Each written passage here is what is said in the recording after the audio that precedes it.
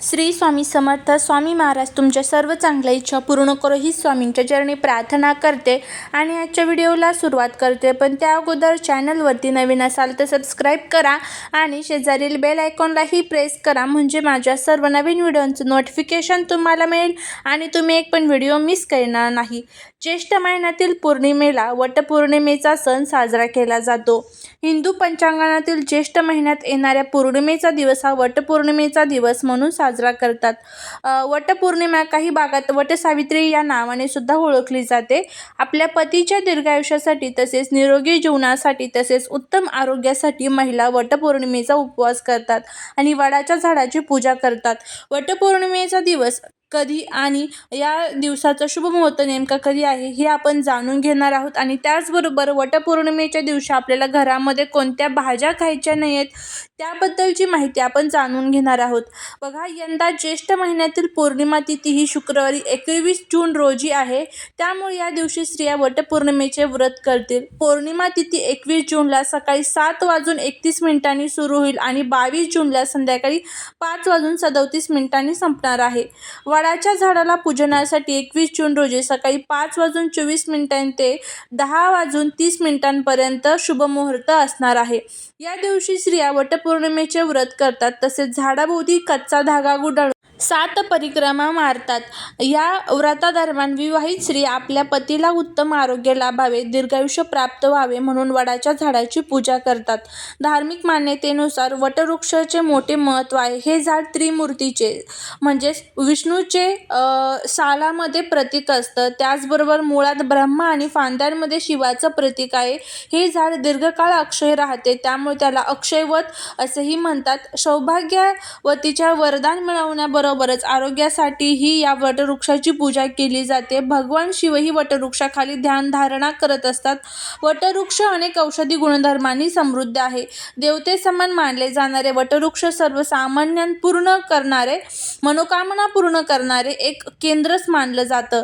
तर या वटवृक्षाच्या झाडाला पत्नी आपल्या पतीच्या दीर्घायुष्यासाठी प्रार्थना करत असते. वटपौर्णिमेच्या दिवशी वटपौर्णिमेच्या दिवशी विवाहित स्त्रियांनी स्नान करून 16 शृंगार करावेत. व्रताचा संकल्प करून पिवळ्या रंगाची साडी किंवा पिवळ्या रंगाचे ड्रेस तुम्ही परिधान करू शकतात.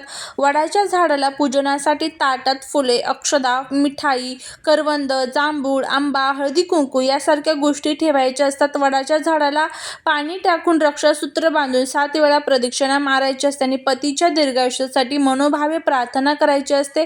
विवाहित स्त्रियांना सौभाग्याचे लेणे देऊन त्यांचा आशीर्वाद आपल्याला घ्यायचा असतो. 5 सुवासिनींना तुम्ही सौभाग्याचं दान देऊ शकतात. तुमच्याकडे जे काही दान असेल ते तुम्ही देऊ शकतात. त्यामध्ये बघा, तुम्ही पीस देऊ शकतात, काही सुवासिनी टिकल्याचे पॉकेट असतात किंवा मग गंधाची बॉटल असेल, नेलपेट असेल, सुवासिनीचं जे काही सामान असेल तर ते तुम्ही देऊ शकतात.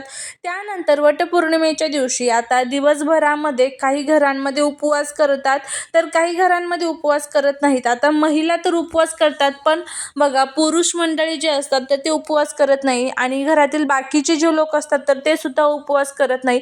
तर उपवास जर तुम्ही करणार नसाल तर तुम्हाला घरामध्ये ह्या ज्या भाज्या आहेत तर त्या चुकून सुद्धा खायच्या नाहीत. तर त्या कोणकोणत्या भाज्या आहेत याबद्दलची आपण माहिती घेणार आहोत.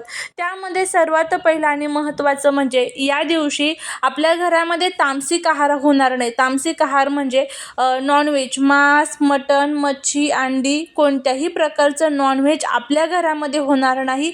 याची आपल्याला काळजी घ्यायची आहे. किंवा आपल्या घरातील पती असू द्या किंवा मुलं असू द्या, बाहेर जाऊन सुद्धा नॉनव्हेज खाणार नाही याची सुद्धा आपल्याला काळजी घ्यायची आहे. कारण नॉनव्हेज जे असतात तर त्यामध्ये तामसिक वृत्ती, राक्षसीय वृत्ती असते आणि ते अजिबात आपल्या हिंदू धर्मामध्ये मान्य नाही आहे. त्यामुळे या दिवशी घरामध्ये कोणत्याही प्रकारचं नॉनव्हेज होणार नाही याची काळजी घ्या.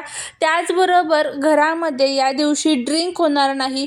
दारूचं सेवन घरामध्ये किंवा घराच्या बाहेर सुद्धा केलं जाणार नाही याची प्रत्येक स्त्रीने काळजी घ्यायची आहे आणि आपल्या पतीला बजावूनच सांगायचं आहे की उद्याच्या दिवस आपल्या घरामध्ये नॉनव्हेज, दारू, मांस, मटण, मच्छी, अंडी ही घरामध्ये येता कामा नये किंवा घराच्या बाहेर जाऊन सुद्धा खातात किंवा पिता कामा नये. त्यानंतर आपल्याला दुसरे जे महत्त्वाचं भाजी जी आहे त्याला कांदा आणि लसूण. तर कांदा आणि लसूण या दिवशी आपल्याला पूर्णपणे वर्ज्य करायचं आहे. कांदा आणि लसूण एक दिवस आपल्याला आपल्या भाज्यांमध्ये सुद्धा टाकायचं नाहीत आणि या दिवशी आपल्याला कांदा आणि लसणाचं सेवन सुद्धा करायचं नाही आहे. कारण कांदा हा जो आहे तर तो राहूचं प्रतीक असतो आणि लसूण हा केतूचं प्रतीक असतो. तर त्यामुळे कांदा आणि लसूण हा शक्यतो करून आपण खाणार नाही, याची आपल्याला या दिवशी काळजी घ्यायची आहे. त्यानंतर आता मुळा जो असतो, मुळा या दिवशी आपल्याला खायचा नाही आहे. त्यानंतर दुधी भोपळा, पांढरा भोपळा, लाल भोपळा, भोपळ्याचा कोणताही प्रकार, काही ठिकाणी त्याला चक्की म्हणतात, काही ठिकाणी दुधी भोपळा म्हणतात. तर हे जे भोपळ्याचे प्रकार आहेत तर ते सुद्धा आपल्याला खायचे नाही आहेत. त्याचबरोबर या दिवशी आपल्या घरामध्ये कोबीचं सुद्धा सेवन होणार नाही, याची सुद्धा आपल्याला काळजी घ्यायची आहे. तर आता ह्या ज्या भाज्या सांगितल्या आहेत जसे की दुधी भोपळा, लाल भोपळा किंवा चक्की किंवा बघा मुळा असेल किंवा त्याचबरोबर टॅमॅटो असतील, तर ह्या ज्या पदार्थ आहेत, ह्या ज्या भाज्या आहेत आता सांगितलेल्या, तर ह्या चुकूनसुद्धा तुम्ही खाणार नाही, याची काळजी घ्यायची आहे.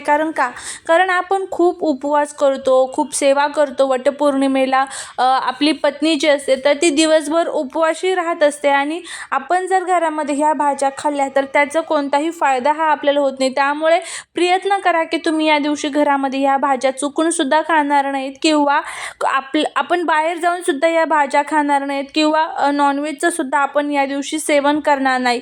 तर आता ही जर माहिती तुम्हाला आवडली असेल तर नक्कीच तुम्ही या चॅनलवरती नवीन असाल तर सबस्क्राईब करा, शेजारील बेल आयकॉनलाही प्रेस करा.